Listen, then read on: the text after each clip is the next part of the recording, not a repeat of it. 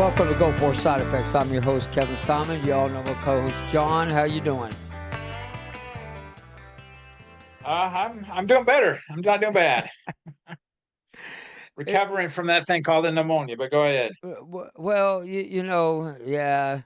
So today we have Gary on, and Gary has a really unique story about when he went in and how everything is. How are you doing, Gary? I'm doing good. I am doing real well. Just got done with the community civic league meeting, and of course, rush back here home to get on with you. We're sitting on my front porch. Oh, that's awesome, man. That's cool. So I want you to explain to everybody when you went in, the years you went in, and what you told me earlier today, and then we're going to get into that a little bit as you go. So go ahead. Okay, I joined the military when I got out of high school in 1982. I served from 1982 to 1989 in the United States Navy as a personnelman. May 31st, 1989, I was forcibly transferred to the United States Army. If you look in your contract, it says they can do that. And I was put in the Army Medical Corps. And in 89, of course, I was put into a reserve status for a specific reason. And then, of course, was activated for Desert Storm when Desert Storm started. So I just want to know, when the Army and the Navy play, who do you go for? I actually can officially sit on the 50-yard line. I am one of the 1,220 people who are authorized, and they actually reserve seats for us to be on the 50-yard line, meaning we are dual-serviced members. See, that is pretty cool, but still, you have to pick a team. Would you pick the Army or the Navy? I tend to lean Army, but Damn. only because that's where I served. You Army I guys. served last. I served last. That's good. But That's who the hell. That's who's going to win the game anyway. I mean, the Navy's going to win. But yeah, I equally vote. I root for both sides equally. I go either which way. But how can they forcibly make you go into the Army? That's the thing. I've never heard of that until you told me that, and I looked it up, and it's a true thing. It's in your contract, and there was something the military wanted me to do, and suffice to say, I was in the sand a year before Desert Storm happened. So what'd you do in the med? What'd you do in the medical side of things there, Gary? I was a combat medic. Oh, okay. All right. So did you enjoy that? Yeah, I had no problems with it. I ran with an ambulance, the 343 ambulance company. I was initially transferred to the 18th Field Hospital here in Norfolk, Virginia. That unit is now decommissioned. Funny enough, I was in the sand until November. Got home in November. Was home for Thanksgiving, and actually, I didn't even make Thanksgiving. I was home December 12th, activated December 5th, or November 12th, activated November 19th. Oh, that's really for cool. Desert Storm. That's really cool.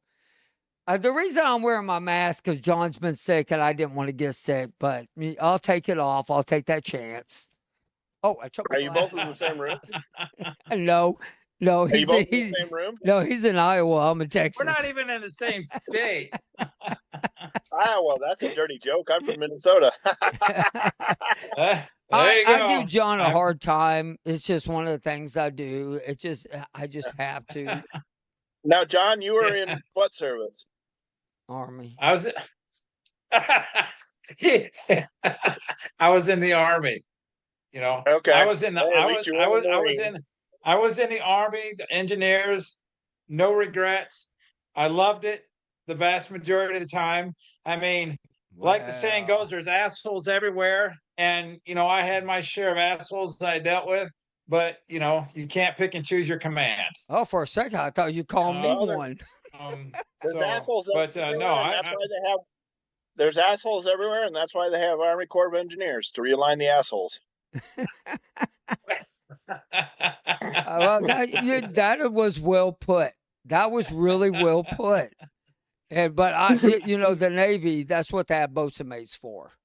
We had to, make sure everybody was in line, and well, no, maybe it was the other way around. Maybe they were there. I don't know. I can't remember.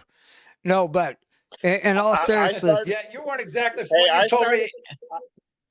I started out in Navy. What kept everybody in line was a bunch of Marines, because a couple of Navy sailors would stand in one spot, and the Marines would all line up behind them, and then the sailors would just stay satisfied. I'm not touching that one. That's a damn Navy joke right there. I tell you what, that was pretty good. Okay, so let's get into where were you at while you were over there in Desert Storm?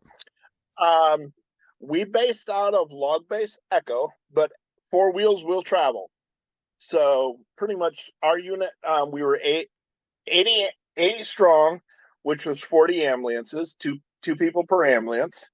And then we had our officers and that, but 80 ambulances strong. And we dispersed out to wherever we were needed from there. For me, 422 ambulance missions. Holy crap.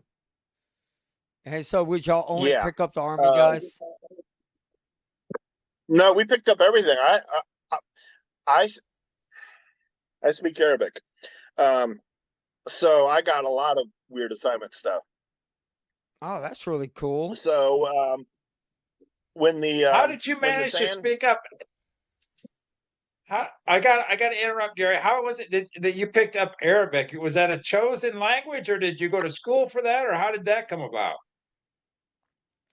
I'm a polyglot. Arabic is not the only language I speak.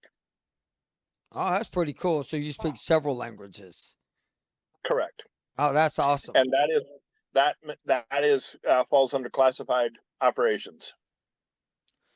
And so I know when we were talking earlier today, you were telling me a whole lot about, when you got back, you started feeling sick.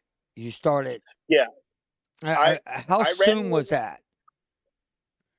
I came back sick. That's why we were going. I ran with an ambulance company. I got thrown from an ambulance, and it was medic healed by itself. I literally cracked my tailbone while I was over there. Had the X-rays done and everything, and going, yep, I fractured my tailbone and my hips. And they were like, yeah. But the problem I also looked at is we were a mixed company, male, female, and we were already down 10 people, and we had no injuries that sent anybody home. So I wasn't going to be another ambulance causing another ambulance to go down. So I kept going. And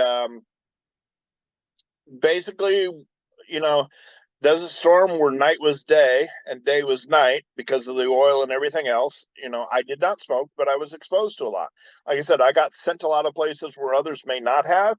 Even after the battling, I was docking a box because I had no problem dealing with the people. My driver probably hated my guts. She just couldn't stand the fact that, every time we got stuck with a quote unquote humanitarian assignment, yeah, her and I got it. So because I didn't have a problem with dealing with everybody, anybody. And so we were probably exposed to things that, may regret now, but that's where it is. So ultimately came back. I have PTSD issues from a few things that happened there. And without getting into a lot of details, coming back right as we were leaving, I got gang raped by a mixed group of troops. It happened. It is what it is. So yes, males do get raped in the military. It's an unfortunate situation. It has caused problems for me in the BA. But when I first came back, I was sick. I could barely breathe when I got home. Basically, left or right hand would wear me out real quick and couldn't do anything. I could barely climb a flight of stairs without nearly going into cardiac arrest. Wow. And I mean, there was a lot of that over there whenever it happened. I do understand that. I've talked to a lot of females, and I will tell you, them are the people that need to be put down. The people that did this stuff, what they do to people over there like that, they need to be put down. The way I Yeah, would put them down, I can't say it on the air, but I'll say it in an after show because I cut every single thing I off. would agree with you. I would agree with you. Not only am I polyglot, I have eidetic memory. So Yeah. eidetic memory means I remember everything. And then for the VA to sit back and cause an issue about it is a bunch of bullshit. I mean, honestly, Well, the issue for me with the VA, one, I kept my mouth shut until 2010 over it because I was married. I didn't need all that hassle and things like that. Um, I said something at the command when it was going out, and I was not so nicely told, we are not going to stop the movement of 8,000 troops to get them home for you to figure out who did this. see, You look okay to us. Great, wonderful. Go at it. Now, what I did is I stopped a female from getting raped, so I became the target next. yeah, and that's just terrible. It is. It's totally terrible. And then I also know you when we were talking about a little bit earlier today in our phone conversation that you're experiencing a lot of other problems as far as Yeah. uh, When uh, I came back, it took me 6 years. When I first came back, I had respiratory, intestinal, cardiac, and a few other things. It took me 6 years to get my initial rating, which is respiratory, cardiac, knee injuries to both my knees, and one other one. Um, and that took me at a 40% rating. Then ultimately, it took me several more years to get my back rated, even though, I can literally show them x-rays that were done in country showing I was injured, and they still try to jerk it around and things. So it was a real struggle dealing with that. Now, the VA over the rape, I kept getting assigned to women clinics for things because, oh, you were raped, you must be. So I'd be going and report. My primary care initially was a female specialist who specialized in female rape. I'm like, I'm a guy, I haven't had anything changed. And she's like, well, why are you here? And I'm like, good question. no, see, So that's crazy.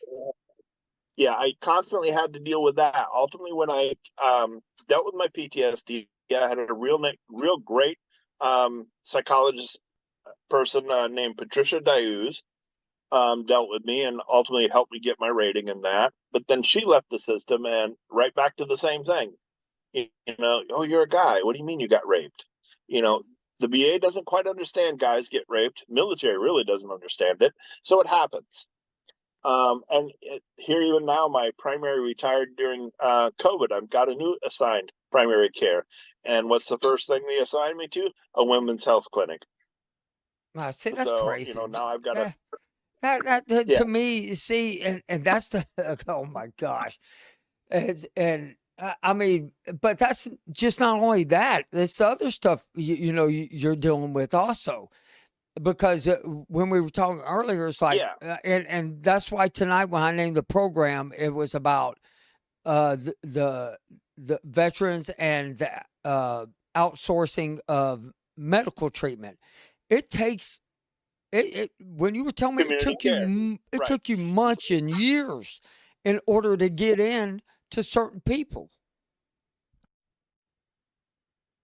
Yeah. I had chiropractic care. I'm one of the first ones who got to get chiropractic care because of my back injuries and stuff. And that I have fibromyalgia, and we can go on to that. And anybody who has fibromyalgia or thinks they do, I can tell them the easiest way to deal with that problem. Fibromyalgia, do not file your rating first. We'll go. I had to go out to the community because the VA at that time did not have chiropractors inside. And at that time, this would be about 8-9 years ago, maybe. Office of Community Care was much more into let's help you find somebody. They were like, where do you live? Who do you want? And they would call and talk to these chiropractors and, okay, will you take VA payment? Da, da, da, da. And then they gave me a couple, and I went to one, and then I helped find a couple more, and now there's a lot of them in, but they were very communicative in. I did 2 years with Mark Haynes, and then I switched to another chiropractor who was a little bit more hands-on. But one of the problems with any community care is you get 8 visits or whatever authorized, and then they have to go back to the VA to get more visits authorized. Well, for me here in Hampton Roads, yeah, that can take anywhere between 40 and 60 days to get reauthorized for more visits. So you're constantly sliding backwards. So then they're complaining, well, we're seeing no progress. Yeah, because 60-day delay just puts me right back to where I was. So, over a time period. The other thing also, my my former primary care physician, she understood the difference between pain scale and mobility scale. And she understood that fibromyalgia, I'm going to always be in a pain scale. So she also went mobility scale. So that's what kept my chiropractics going for so many years. Well, when she retired, COVID, I got left in limbo of no primary care assignment. So the bean counter of community care goes, well, your pain scale, you're not improving in pain scale. And you can't talk to this person. They don't get back to you're not allowed to really talk to this person, only the whatever's at community care. And they're like, well, we're denying, we suggest you go to yoga and that. And I kind of defended with it, and I'm like, yeah, did you look at the fact that I have fibromyalgia, which puts me in a pain scale all the time? Oh no, they only look at the chiropractics, and they don't. I said, so is he a doctor in chiropractics? No. Okay, that's a real good one there. So ultimately, I've lost my chiropractic care. Now they've sent me to outside yoga. Great, wonderful. Not yoga. Yoga is not bad. It's actually a really good thing for people. So, okay, we've given you this referral for yoga. Office of Community Care goes, well, it'll take us 30 days to process. 31 day, they called me and said, now we've sent it over to Optum, which is the third party community care group. They can take up to 30 days to get it. Mind you, that's 60 days. Now they've just violated the Community Care Act all the way around. So 62 days out, I'm still not hearing anything, and ultimately got to run around to who to call. Finally, both groups came back and said, well, we don't have yoga people in the system. And I asked them, I said, and you didn't know this from the get-go? Well, yeah, we did. We figured Optum might have somebody too. Optum doesn't go looking for people. Right. And see, and this is where I find the problem, because like Upward John list, because I know John's about to jump in because he deals with a lot with community care. But the way I think that they should handle all this whole situation is do away with community care and just say, everybody, you can go to a regular doctor and we're going to pay for it. Regular chiropractic, we're going to pay for it. And that's what needs to be changed, because if things don't get changed and things don't get done, then the vets, all they do is mask our problems. They're not fixing it. They're just masking. They need an outsourcing who handles it, Office of Community Care. I still think that's right. But where the problem is the people, and this ain't just in community care, it's a lot of the sections in VA. They're just drawing their paycheck, trying to get to their retirement. There's some who are really good. There's some who aren't. But a good example of the yoga thing was the VA email newsletter put out a whole thing about the Warrior at Ease yoga program. The VA is actually promoting it. And this gal's like, well, I don't know anything about that. It's not something we do. And I went, no, it's in your newsletter. Well, it's in our newsletter, but it's not something we do. And I'm like, well, then you need to, we don't go looking for that. You need to figure it out. And then if you can find somebody, come back to us. Yeah. And I'm See, like, well, that's how do they get in the system? Well, they would have to figure that out. So I ultimately went up the chain because I'm that person you don't want to mess with. I'll keep it polite because I realize this is, on YouTube, because I'm seeing that YouTube logo behind us. So I'm not that person to mess with. I have friends in high places and I have friends in really low places. And I have no problem going both sides. So I went up the chain. I'm friends with my state senators. I'm friends with Bernie Sanders. I happen to be friends with the Secretary of the VA. So I called all them and went, what's this? And they said, yeah, this is a program we're we're supporting. I said, well, your local office doesn't know diddly about it. They said, well, call them back and tell them to go find somebody because we support it. So ultimately, now I do have a yoga instructor from Warrior at Ease that I'm helping get through the hoops to get so that she can be paid by Office of Community Care, outsourced VA care. Yeah, see, and John, because you deal with that where you live. How does it work for you?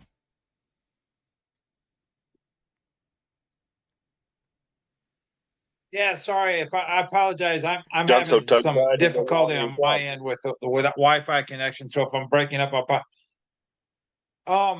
the community care where I live, from my experience on when you need something done, I advocate very much for myself. You ask a question, have the person, whoever it is that you're dealing with, I talk to them. I say, hey, why don't you, how do you guys deal now? If they've never dealt with the with a VA before, then it's more challenging. You can type stuff on My Healthy Vet. You can talk to the person in the office and say, hey, call the VA, because we, the vets, can call the VA. As you just pointed out, Gary, when you know people, you can make things happen. If you don't have a connection, it's more difficult, but that isn't to say you can't get it done. When you talk to the person in community care, and we've had this discussion before, they've got to reach out to the VA, because us as the vet, you would think, well, why can't us, the vet, just reach out and make it work? Because the actual person providing whatever it is that you're after, they have to have that communication. Those logistics have to be put in place. The simple verbal communication between me and the VA is insufficient. It's not going to make it happen. It's got to be the rock solid communication from the person, whether it's a chiropractor, yoga instructor, dental person, whoever. They have to personally talk to whoever it is in charge at the VA and say, hey, what's done? And then you got to call them back in a day or two and say, hey, this is so and so. What did you learn? Did you gain anything? Any information? If they say no, then you got to go back and forth. Right, and It's a bit of a pain in the ass. well, this is what I did. And So what's really supposed to happen is the Office of Community Care is supposed to be the ones who initiate that conversation with that outside provider. But here, what's been happening recently is, yeah, but and part of this is because 2 years ago, the administration wanted to get rid of Office of Community Care and outsource everything to Optum and TriWest. So they've gutted half of these Office of Community Cares. So now, yes, we have to go find this stuff. But like I said, when I went to get my chiropractor, the office was, hold on, give us what city you are in. Do you have any preference for chiropractors? We'll call them. We'll set it all up, because it's billing information. It's how to pay these people, things like that. And they did. She had it done within 4 days. But now it's like, a lot of the community care people are like, I couldn't care because I'm about to lose my job. well, see, for me, whenever I couldn't get in for almost a year to do a sleep test, so all I did was send a message to my primary care. She found an outside doctor for me. That doctor called me, and I was in less than a month and a half that I was able to do it. So my primary care is the Right. one That that takes outside, care of that.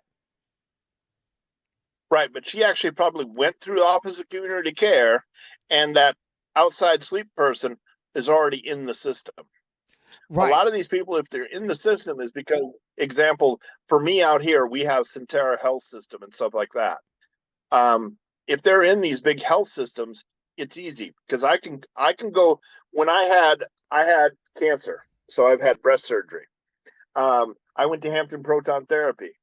They did that within days because it's part of the healthcare system out here. That's a known. But like yoga, it's individual instructors, individual. It's not some huge hospital corporation doing it. Chiropractor is the same thing. It's not some huge hospital corporation. It's an individual office or whatever. Right. That's where it becomes the challenge. Okay. Now I want to get into this. Okay. So when you were over there and you came back and you start exhibiting problems, so I know about your back, fibromyalgia. Now, did you have any other like neurological disorders? And then you Yes, I PTSD. I'm 70% rated PTSD. Okay, but I'm talking about like neuropathy and stuff like that. Do you have any nerve damage? Yes, that all falls under fibromyalgia for me. Okay. Now, going into fibromyalgia, how I dealt with my fibromyalgia, I went to my primary care because most VAs, in fact, I just got a rheumatologist here at the VA Hampton, Virginia. They just hired one this year. But before COVID started is when I went there, and this is what I was telling you earlier. The best way anybody listening to this to get like a fibromyalgia rating, by the way, if you're Gulf War, it's a presumptive rating. You don't have to so much prove where you got it there and things like that. You just have to, your Gulf War, boom. But you have to get it. So what I did is I went to my primary care and I'm like, I show all the signs and symptoms of fibromyalgia. She went, you're correct, you do. So what they did is they sent me out to get evaluated by a rheumatologist, which is the only person who can diagnose fibromyalgia. So I got that diagnosis of from a rheumatologist paid for by the VA. Yes, you have fibromyalgia. I then came back to the VA, getting primary care and care from my rheumatologist. Then I filed my claim for fibromyalgia. That's the only way we. Now, when I filed my claim for it, they sent me to C&P. They sent me to. She was a nurse practitioner. The first one I got, fibromyalgia is all in your head. And she went, he's too old. He's this, that, and the other. He doesn't have it. She didn't even acknowledge the fact that she acknowledged it. She went, but he's got a diagnosis of fibromyalgia from an outside third party that I'm not so sure about. Da, da, da, da. Well, I complained about that. And I'm using, and almost every state has one. You just have to do a little bit of homework. For me, I'm using the William and Mary Veterans Law Library. It's law students who do this for free. I pay no money for it. It is their grade. And I'll tell you, they are on point. They are supervised by lawyers who are very much board certified lawyers. David Bolsner was. Now I got another guy, Michael Dick, which I always laugh because his email address is MEDick. But go to your colleges. They have these guys. They know this stuff. They know the laws. It's these kids' grades. Right. They will fight left, right, and center. So Mary came back and said, how are you having a nurse practitioner who has absolutely no clue? She was geriatrics, to be exact. She has no qualifications in rheumatology, trying to say that a rheumatologist doesn't know. So I was then sent back for another C&P exam. I brought the actual exam with me from the rheumatologist and showed that it was the VA who paid for it, the VA who sent me to it. He wrote right on the thing, why am I even trying to evaluate a vet who has a VA diagnosis of rheumatology by a rheumatologist? And that's the one thing, Gary. Gary, and that's the one thing. It's almost like when I went in, and these doctors that they go send you to, it's either QTC, VES, all these people. I've never had a problem with QTC. My problem was always with VES. VES, Veterans Evaluation Services, they suck. I'll say right off the bat, because what they end up doing is all they do is type behind the computer. I literally have a customer that broke his foot, and he was an Air Force or Army Ranger, I believe, and he was jumping out of airplanes and stuff like that. But later on, he had to get a hip replacement. The doctor writes down is because your ankle was broken and it shifted it. It made you walk. It hurt your hip. Blah blah blah. I mean, all in there. A nurse practitioner. Secondary factor. Yep. Well, a nurse practitioner, eye doctor is who they send him to measure his foot. He was to his foot radius and everything. Right. Don't know why, because it's so hard to find a ophthalmologist in my area who can denounce what his ophthalmologist has already said. So what they do is the VA outsourced program that sends you to VES, the non-medical side of it, sends you to these jackasses, and they're nurse practitioners. They're either general but they're not specialists. I've never seen a specialist when I had neuropathy at a VES. I had a doctor that sat behind a computer. He was a general doctor, and he's like, "Yeah, I think I'm going to get you some money, sir, and this. And then I get denied. And it's like, they tell you what you want to hear, and that's it. And that's just a bunch of bullshit. And I just don't agree with that, because everybody that we deal with that fought in Desert Storm, even Vietnam, came back with some sort of problem from something our government knew about for years. And, and hid it from us. And but the funny thing is, they hid it from us in plain sight. That's the funniest thing. It was all in plain sight. They already have books and movies about it. The same thing. Desert Storm is the same thing. Oh yeah. But I follow a lot of the various groups, Desert Storm, and they talk about fibromyalgia. And the best way to get a fibromyalgia rating is not go file in the claim for fibromyalgia.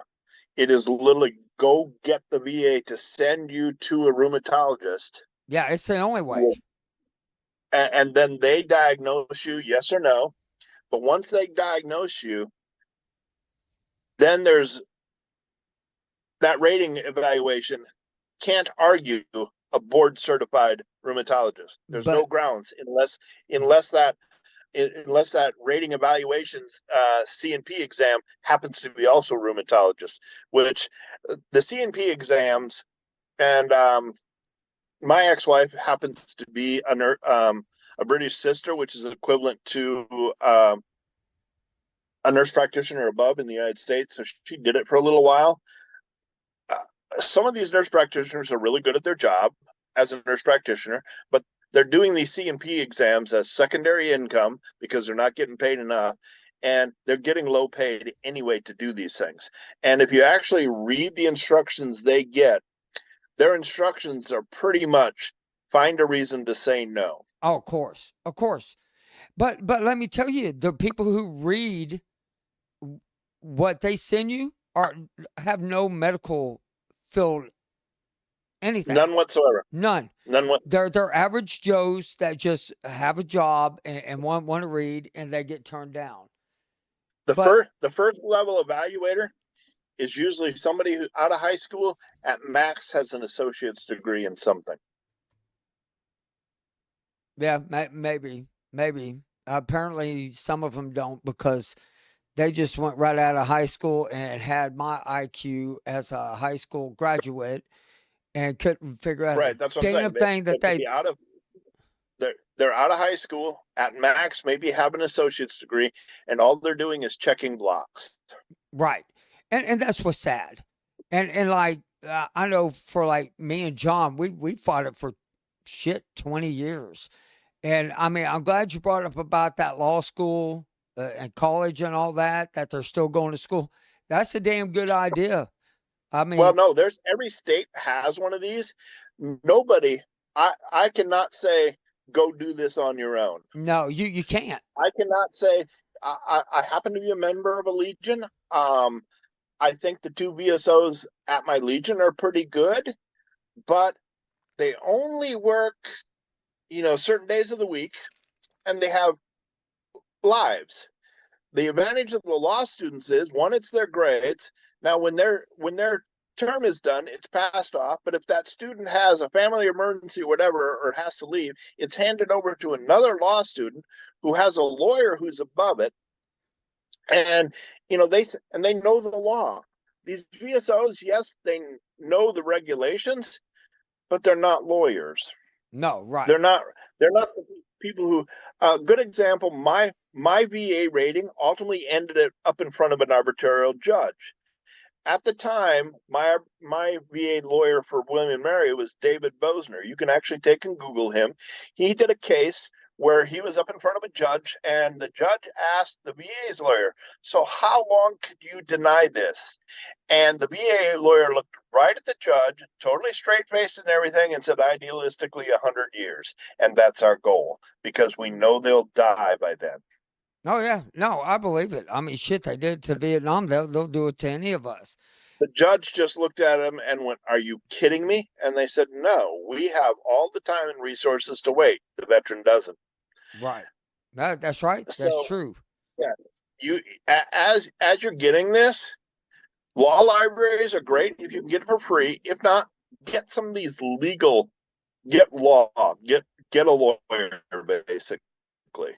But if you can get it for free from the law libraries and things, there's a lot of veterans resources that are free. Great.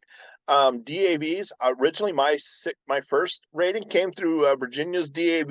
A guy named Lou Scartini was great. He retired when it got handed over to Elizabeth. She was supposed to do some other stuff of mine. I got divorced. She was supposed to put in the paperwork. That never happened, and then nobody realized it for a very long time and stuff.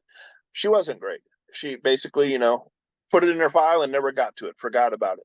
Right. She was supposed to submit some paperwork. She didn't get to it, so my intent to file expired and things like that. So I fired her and I went to Williamsburg Right. Law Library when I found out about their program. And I always boom. recommend, though, the very first time you file, you don't do it by yourself. You try VSO officer. Find one in your area.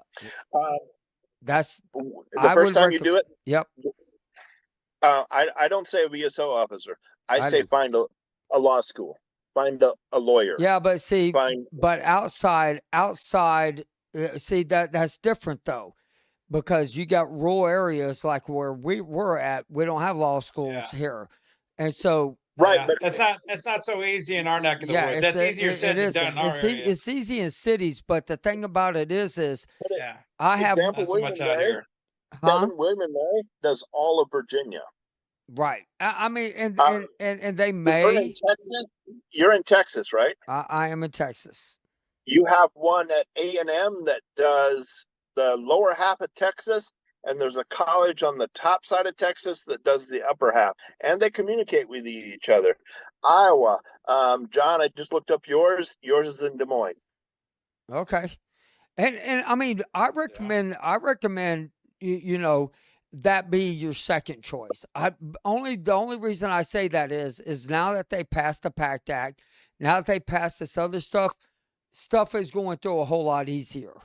Now back in the day, I would have said, "Oh hell yeah, man, go out and get an attorney." But I tell everybody, get an attorney at the very end, especially if you're going to go fight a judge if you don't have a law student. I'm talking about It, to pay an attorney. That's right. about the last thing you want to freaking do. Right. I'm talking pay. You're right. You should wait. Right. But if you can get a free legal, and there's a lot of legal who are lawyers that do this, go that route first. Because, like I said, VSOs are great, but I know some, and I did things. I do a lot of community activity and advocacy. I've traveled here in Virginia. We have a lot of rural areas, and some of those VSOs here in our rural areas, yeah, they scared me worse than a few other people. Because a good example, my VSO I was talking about, Elizabeth, she basically, it would sit on her desk and be forgotten about. Didn't Right. have time for it. Oh, do your due diligence no matter who And you get. and that's just it. And right. And that's what I agree with, because I think that this is where I tell everybody, if you go into a VSO officer and you sit down and you show them the paperwork, they should know right off the bat exactly what to file for. Exactly. If they Yep. don't, you need to go down the road. Because, Yep. like the lady that I've dealt with her for 30 something years. I mean, this woman went to bat for me when Herman Memorial was suing me over kidney stones but their fault is they never sent the bill to the VA. So they wanted me to pay, $60,000. Right. My VSO officer sent veteran attorneys over while Yep. I was about to go to court. And they walked in, and them attorneys said, "Mr. Simon, get up, walk out the door. We'll handle it from here." Never heard another thing again. And so, Yep. there are, to me, in rural areas, a lot of VSO officers, they work for the state.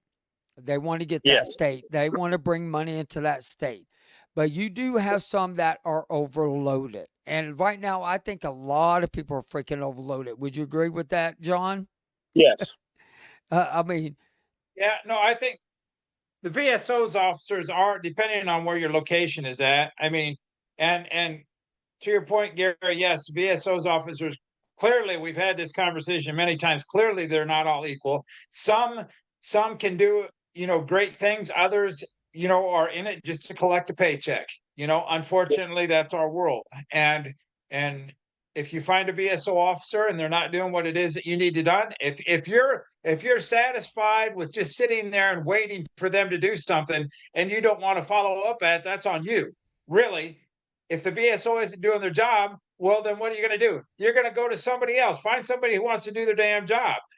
Because Yep. let's face it. I mean, I don't care if you're in a government position or not in this world. If you're not doing your job, are you going to keep going to them? They're going to get paid irregardless. Hell no. Find somebody else. well, Go to somebody else. I think it depends And the on the other thing you person. can do is you can take that VSO's paperwork as they're submitting and filing it. You can ask again, like for me, William and Mary Law Library, to look over it. And that's what, when I had problems with Elizabeth, I took it to them and said, can you guys look over this? Is there something that, and they went, she's not filing this right. Boom, boom, boom, boom, boom. And that's when I came back and said, you're fired. Yeah. There's a problem. But the person reading it, I mean, just like when you had to go up in front of that judge, you kept getting denied because the people reading it. I mean, it's people being lazy. That's what it is. It's lazy ass people. But we're getting Right. close to the end of the show. We're going to jump into the after show. So, John, I'm glad you're back. I'm glad you're feeling so much better. I'm glad I got to take off my mask because I was really scared I was going to get sick from you. But Gary, thank you for coming on, man. I didn't even know A&M had that. One of the things I want to, for everybody, good example, Warrior at Ease is a yoga program that the VA is promoting. Every state has a yoga instructor. Reach out to that instructor and go, hey, are you VA? So you can get payment from the VA. Kevin, I'll send you a link, post it somewhere. It's the form they need to fill out to be able to do it. Help them get in so you can do it, so you can get that instructor, so you can get yoga care, because yoga works for a lot of different things. And one nice thing about them, they're yoga geared for combat vets, not, Zen and everything nice. Right. They're used to a vet going, oh shit, I just shit myself, type thing. So they know, they know more better on that. And be a strong advocate for yourself. That's it. Don't Expect everybody else to do everything for you. That's right. You can lead a horse to water, but you can't make him drink. But you can drown it. Hey, now that's a good point. All right, guys, we're going to go into the after the show. Thank y'all for listening, and we will see y'all next week. Thank you for listening to Go For Side Effects. If you have a story or you would like to share or just come on with any comments or questions, please email me at kevinsimon@goforsideeffects.com.